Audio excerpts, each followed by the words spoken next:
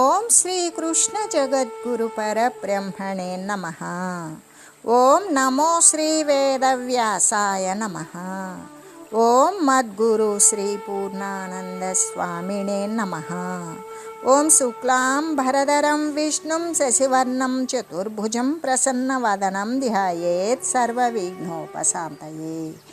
ఓం వ్యాసాయ విష్ణురూపాయ వ్యాసరూపాయ విష్ణవే నమో వై బ్రహ్మనిధే వాసిష్ఠాయ నమో నమః.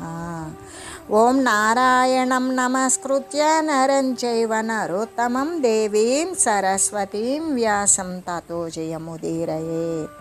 శ్రీ భగవద్గీత మోక్ష సన్యాస యోగము. అయితే దైవపదము అనేటువంటిది కాలానికి అతీతమై ఉన్నది అని, దానికి ఎటువంటి వినాశము కూడా లేనే లేదు అని కదా మనకు స్పష్టపడుతూ ఉన్నది.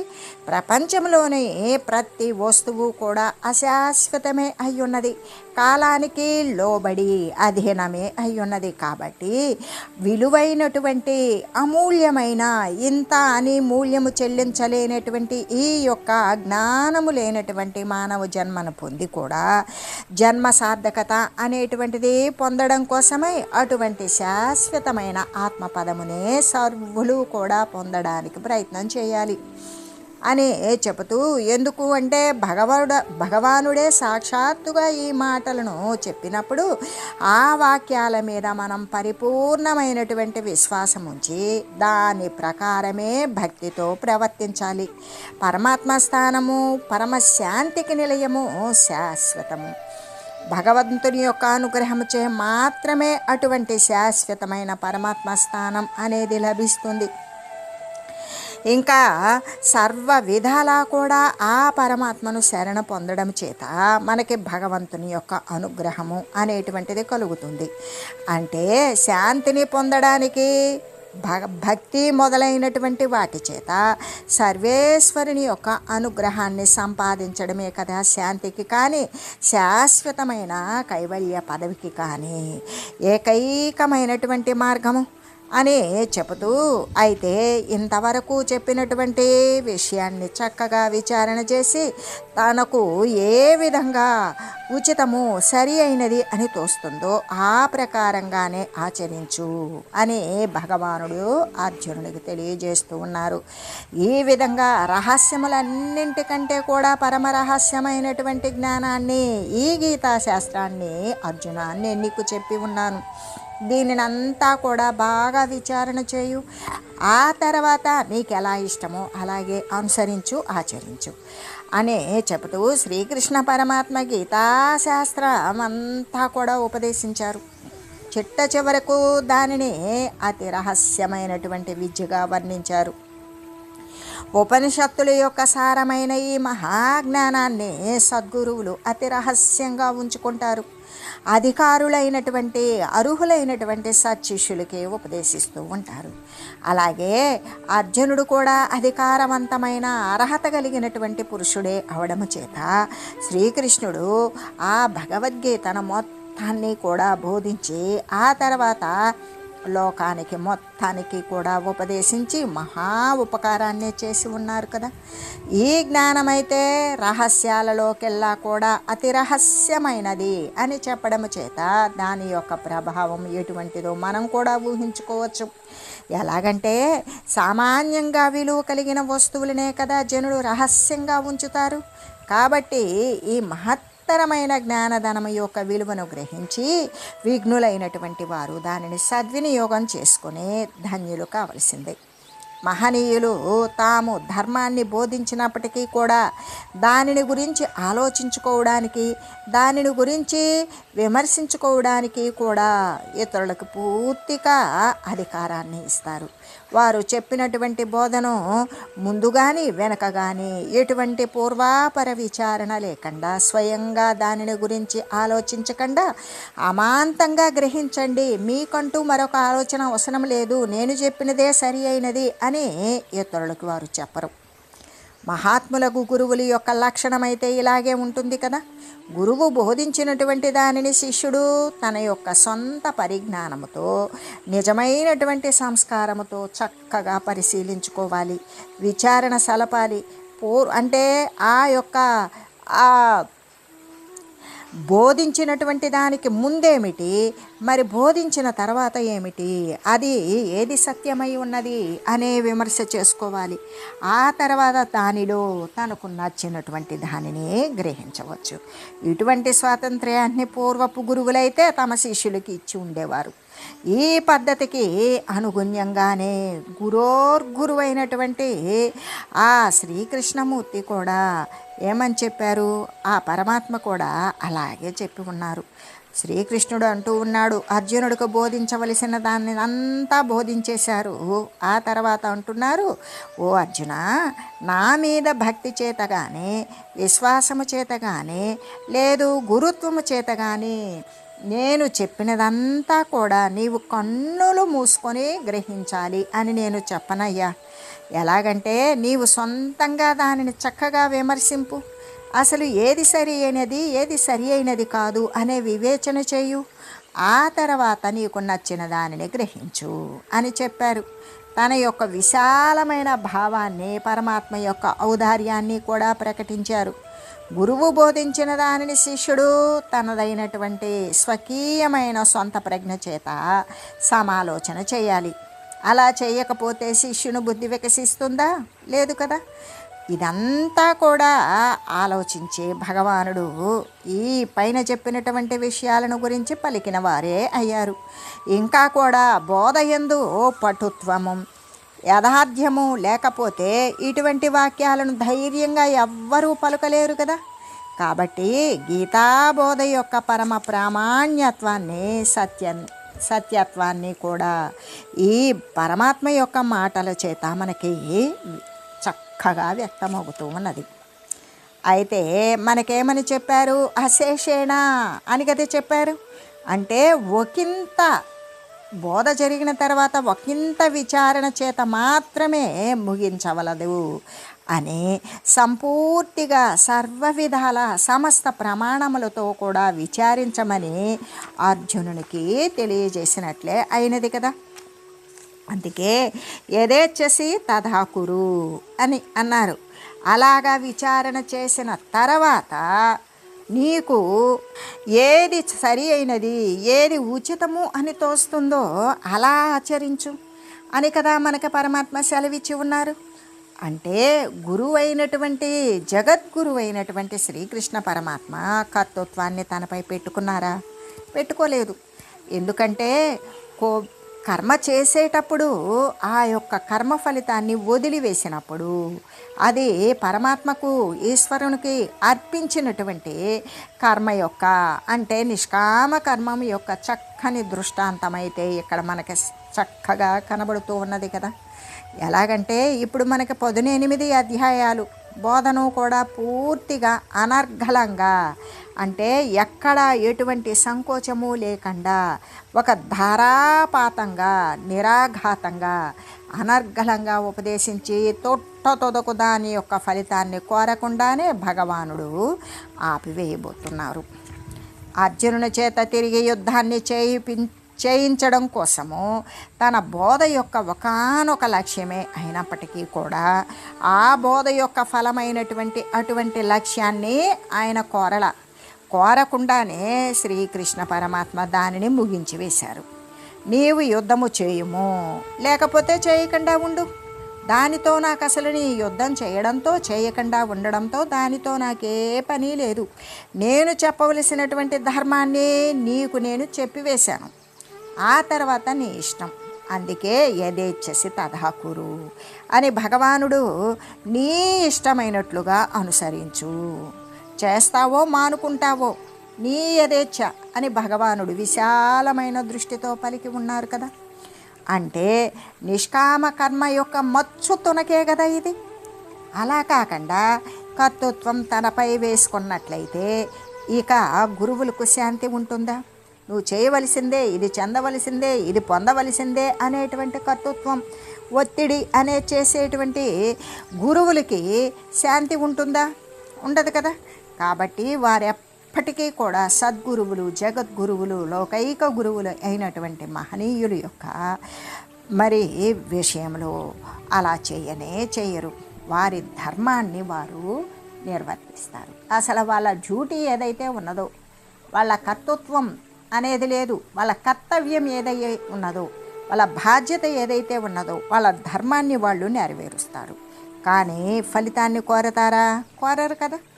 ఇక శిష్యుడు కూడా తన యొక్క ఉద్ధారాన్ని తాను చూసుకోవలసి ఉంటుంది కదా. తను దేని చేత ఉద్ధరింపబడతాడు అనేటువంటి దానిని కూడా తాను చూసుకోవాలిగా. కాబట్టి శిష్యుని యొక్క ఉద్ధరణ కోసం గురువు దారి చూపుతాడు. అప్పుడు శిష్యుడు ఏం చేయాలి? సొంతంగా తానే నడవాలి కదా. పరమాత్మ స్వరూపుడైన పరమగురుడు దారి చూపించినప్పుడు దాని ప్రకారం శిష్యుడు నడవాలి, కానీ గురుడే తీసుకెళ్ళి వాడిని అవతల వేయరు. కాబట్టి జ్ఞానమాఖ్యాతం అని చెప్పారు. అంటే గీతాశాస్త్రమందు కర్మ అనేటువంటిది, కర్మ, భక్తి మొదలైనటువంటివి అనేకం చెప్పబడినప్పటికీ కూడా అవన్నీ కూడా దేని యొక్క అంతర్భాగాలు అంటే జ్ఞానమునందు అవన్నీ అంతర్భూతాలే అని కదా మనకు స్పష్టమవుతూ ఉన్నది.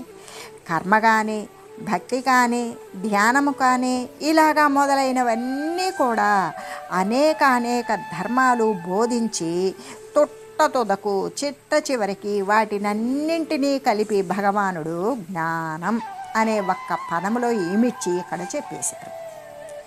కాబట్టి సమస్త మార్గాలు కూడా చివరకు జ్ఞానమునందే కదా.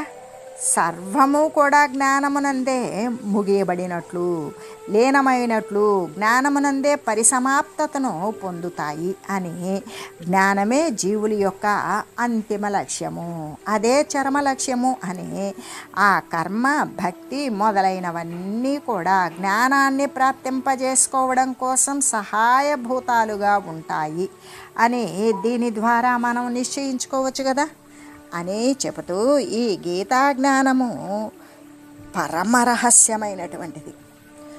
గురువు జ్ఞానాన్ని బోధించిన తర్వాత శిష్యుడు ఆ చెప్పిన దానిని తన యొక్క సొంత భావాలతో చక్కగా విమర్శించుకోవాలి.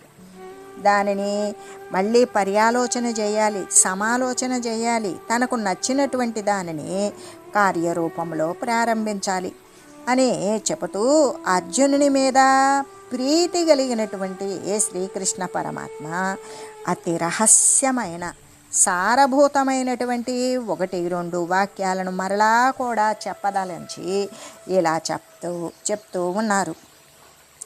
సర్వగుహ్యతమం భూయ శృణుయే పరమం వచః ఇష్టోసి మే దృఢమితి తతో వక్ష్యామి తే హితం. అర్జున, రహస్యాలలో అన్నింటిలోకి కూడా పరమ రహస్యమైనది, ఇంకా పరమ రహస్యమైనది మాత్రమే కాదు శ్రేష్టమైనది కూడా అయినా నేను చెప్పబోయేటువంటి ఈ మాటను మరలా కూడా విను.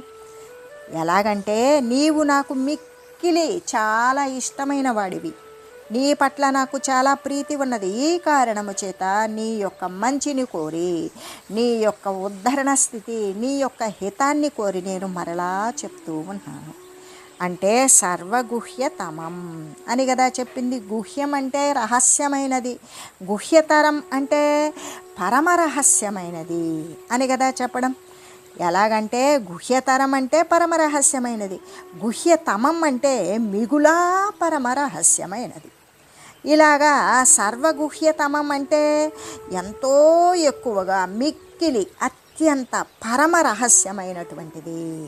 ఈ ప్రకారంగానే శ్రీకృష్ణ పరమాత్మ తాను వేయగలిగినటువంటి ఎన్ని విశేషణాలైతే ఉన్నవో ఒక పదాన్ని గురించి గొప్పగా విశేషించి చెప్పవలసినటువంటి అవసరం ఏర్పడినప్పుడు దాని నొక్కి వక్కాణించి అనేక వేయగలిగినన్ని విశేషణాలను జోడించి మరీ పదాన్ని ప్రయోగించారు.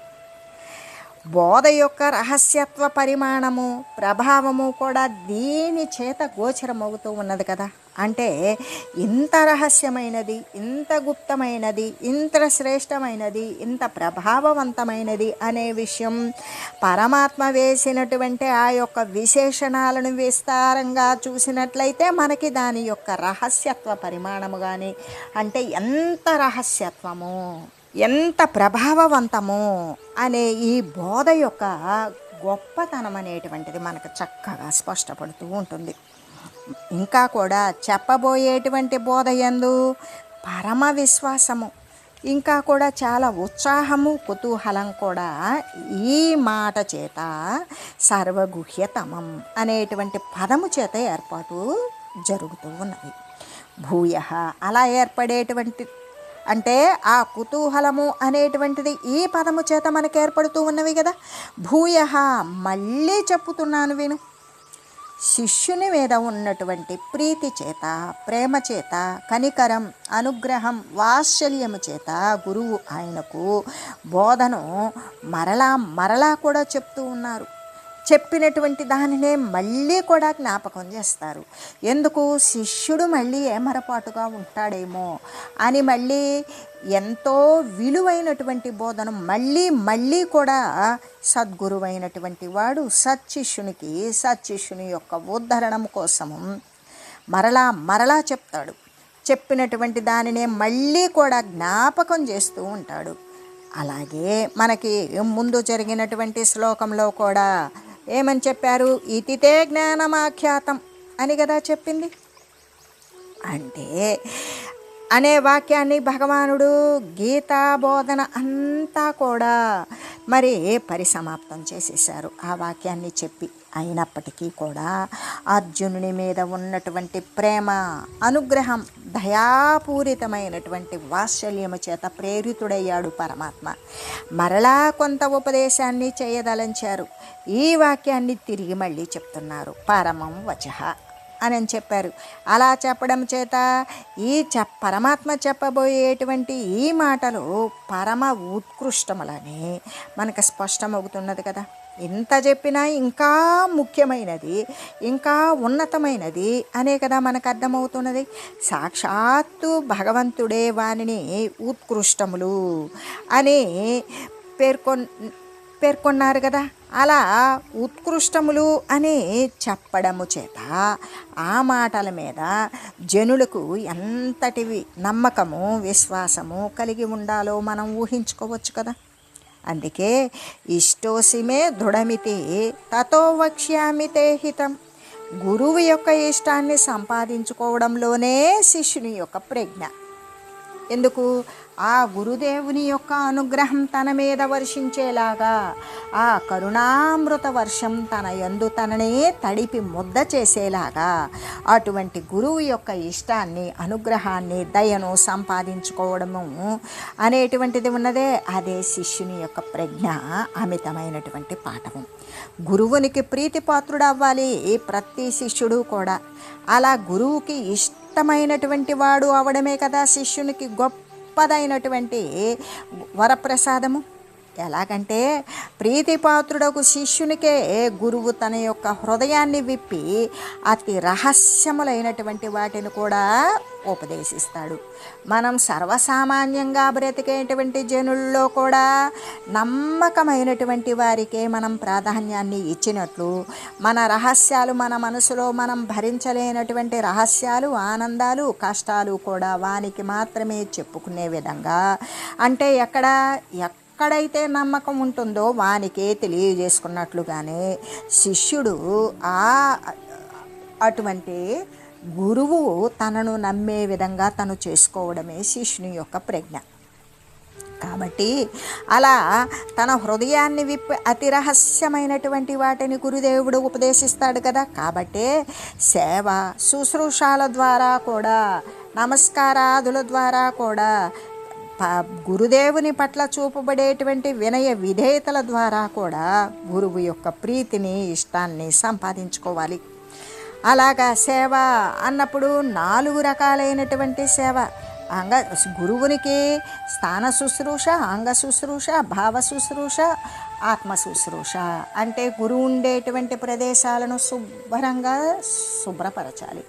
ఇంకా గురువు యొక్క శరీరానికి నొప్పులు, అలసట, ఆయాసం, మరి ఆయన చేసేటువంటి ధ్యాన తపస్సుల ద్వారా శరీరానికి తాపం కలిగితే దానికి శీతలత్వాన్ని చేసేటువంటి గంధపు పూతలు, చల్లని శీతల పానీయాలు అందించేటువంటి అంగ శుశ్రూష అంటే కాళ్ళు నొక్కడం కానీ, గురువుకి స్నానాదులు అవి చేయించడం కానీ, ఎల్లవేళలా కూడా వాడు తన యొక్క వినయ విధేయతలతో కూడుకొని ఆ గురువు ఉండేటువంటి పరిసరాలు మొత్తం శుభ్రం చేయడం, గురువుకు ఉన్నటువంటి ఆ యొక్క పొలాలలో ఉన్నటువంటి పనులు చేసుకొచ్చి ఆ ధాన్యాలను, పశువులను వీటన్నింటినీ కూడా సేవ చేస్తూ గురువు బోధించేటువంటి విషయాన్ని శ్రద్ధగా వింటూ గురువుకి అంగ శుశ్రూష శరీరానికి కావలసినటువంటి మరి సేవన చేయడం.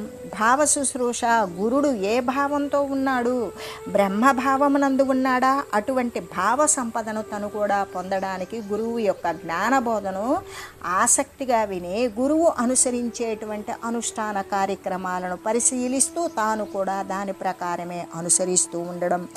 ఆత్మ శుశ్రూష అంటే సర్వేక సమస్తమైనటువంటి పరమాత్మ సంబంధమైనటువంటి విషయాన్ని తెలియజేసేటువంటి పరమ గురువు యొక్క ఆత్మను అంటే తృప్తిపరచడం. అంటే భౌతికమైనటువంటి వస్తువుల ద్వారా మాత్రమే కాకుండా పరమగురుడు ఏమి కోరుకుంటున్నాడు, శిష్యుడుగా వచ్చిన వాని యొక్క ఉద్ధరణ కోరుకుంటున్నాడు. అటువంటి ఉద్ధరణ తాను వచ్చినటువంటి పనిని సఫలీకృతం చేసుకొని జ్ఞాన మార్గంలో శీఘ్రతరంగా పయనించి పరమాత్మతో ఏకీకృతం కావలసినటువంటి స్థితిని పొందడానికి అటువంటి శుద్ధమైన జ్ఞానబోధను సద్గురువు ద్వారా పొంది దానిని అనుష్ఠించి బ్రహ్మ సాయుధ్యాన్ని పొందాలి అని చెప్పడం కదా. ఈ విధంగా అంటే ఇటువంటి స్థాన, అంగ, భావ, ఆత్మ శుశ్రూషలు ఇటువంటి 4 రకాలైనటువంటి సేవలు చేసి గురువు యొక్క అనుగ్రహాన్ని పొందొచ్చు. దాని ద్వారా జ్ఞానబోధన పొందవచ్చు.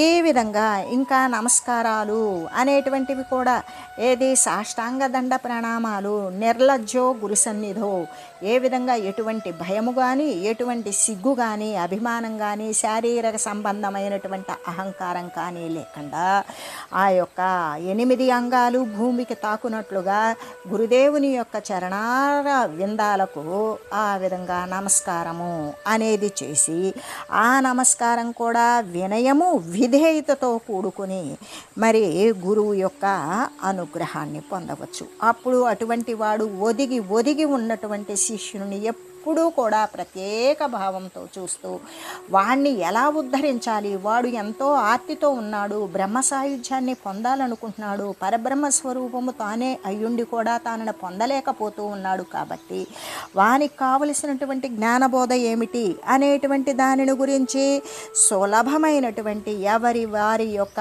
ఉండే విద్య ఒకటే, కానీ ఎవరి వారి ఆసక్తి ప్రకారం వారు అటువంటి తీవ్రతరంగా ఆ సాధనలో పయనిస్తారు. కాబట్టి అటువంటి ఇష్టాన్ని, ప్రీతిని కూడా సంపాదించుకున్నట్లయితే ఇక ముక్తి మార్గము అనేటువంటిది శిష్యునికి చేతికి అందినట్లే కదా. ఎందుకు, వాడు ఈ ప్రకృతిజన్యమైనటువంటి తిరుగునాలకు లోబడి అనేక శారీరక రాకపోకలను పొందుతూ వదులుతూ ఉన్నటువంటి ఈ సంసార తరణము అనేది దానిని వదలడం చేతగాక గురువును ఆశ్రయించి గురువు యొక్క అనుగ్రహానికి లోబడి గురువుకు చేయవలసినటువంటి శుశ్రూషలు, శ్రోతుం ఇచ్చామి ఇది శుశ్రూష, గురువు చెప్పినటువంటి జ్ఞానాన్ని శ్రద్ధతో వినేటువంటి వాడు కూడా గురువుకు శుశ్రూష చేసినట్లే. అటువంటి ఆ విధంగా ముక్తత్వాన్ని, ముక్తి మార్గాన్ని శిష్యునికి యొక్క చేతికి అందినట్లే కదా. గురువు యొక్క కరుణే జ్ఞానబోధ వెలువడుతుంది. ఆ యొక్క అమృత సుధా రసామృతము యొక్క పానము చేత, జ్ఞానబోధ యొక్క పానము చేత వాడు ఆ బ్రహ్మానుసంధానం చేసి పరబ్రహ్మస్థానమునందు వాడు పరివ్యాప్తమవుతాడు. ఆ విధంగా తను ముక్తత్వాన్ని పొందినట్లే కదా. ఈ విషయాన్ని భగవానుడు మనకి ఏమని చెప్పారు అంటే జ్ఞానయోగంలో 34వ శ్లోకం ద్వారా తద్విద్య ప్రణిపాతేనా పరిప్రశ్నేన సేవయ అని కదా చెప్పింది. అంటే ఈ శ్లోకం ద్వారా మనకి పూర్వం 4వ అధ్యాయంలోనే జ్ఞానయోగంలోనే స్పష్టం చేసి ఉన్నారు.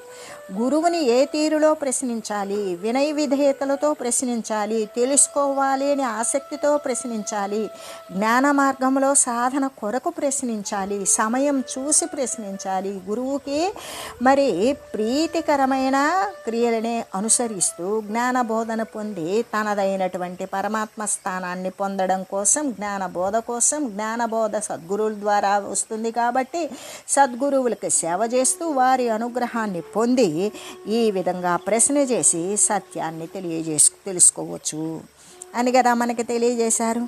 అలాగే ఇచ్చట అర్జునుడు కూడా గురువైనటువంటి శ్రీకృష్ణ పరమాత్మకు ప్రీతిపాత్రుడయ్యాడు. అసలు అర్జునుడంటే ఎంత ఇష్టమో అయింది ఈ పరమాత్మకు. ఏ విధంగా బంధువర్గంగా కాదు, ఆయనకు కలిగినటువంటి సుసంస్కారముతో కూడిన బంధుజనాల పట్ల కలిగినటువంటి విషాదం ఉన్నదే, ఆ జ్ఞానం యొక్క మరి ప్రాప్తి కోసం ఆ జ్ఞానముతో మిశ్రితమైన నావారు నేను అనేటువంటి కర్తృత్వము మమత్వము అనే దానితో కూడుకొని ఆయన పడినటువంటి బాధ, శ్రీకృష్ణ పరమాత్మ పట్ల చూపబడినటువంటి వినయము, నమ్మకము, మరి ఆ పరమాత్మ బోధించినటువంటి విషయాన్ని చక్కగా గ్రహించడము, ఓ స్వామి నువ్వేది చెప్తే నేను అదే చేస్తాను అని మళ్ళీ స్వామికి శరణాగతుడు కావడం, ఈ విధంగా శ్రీకృష్ణ పరమాత్మకు అర్జునుడు ప్రీతిపాత్రుడయ్యాడు. ఈ సంగతిని శ్రీకృష్ణుడు మాత్రమే ఏమని చెప్పారు అంటే, ఇష్టోసిమే దృఢమితి అనేటువంటి మాట ద్వారా చక్కగా తేటతెల్లం చేశారు. అంటే హృదయం ఎప్పుడైతే పరిపక్వమయ్యి మాలిన్యరహితమై భక్తితో కూడుకొని అలరారుతూ ఉంటుందో అప్పుడు గురువు అతన్ని వెతుక్కుంటూ వస్తారు. అతని యొక్క హృదయ క్షేత్రమునందు జ్ఞాన బీజాన్ని నాటిపోతారు అని కదా మనకు చెప్తూ ఉన్నారు అని తెలియజేస్తూ, ఓం మంగళం పావన గీతామాత జయ మంగళం భక్తజనావని బంధ విమోచని భవభయహారిణి భవ్యధాయని మంగళం. ఓం మంగళం శ్రీ కురుక్షేత్ర రణక్షోణి విహారిణే పార్థసారథి రూపాయ గీతాచార్యాయ మంగళం. ఓం మంగళం మహత్.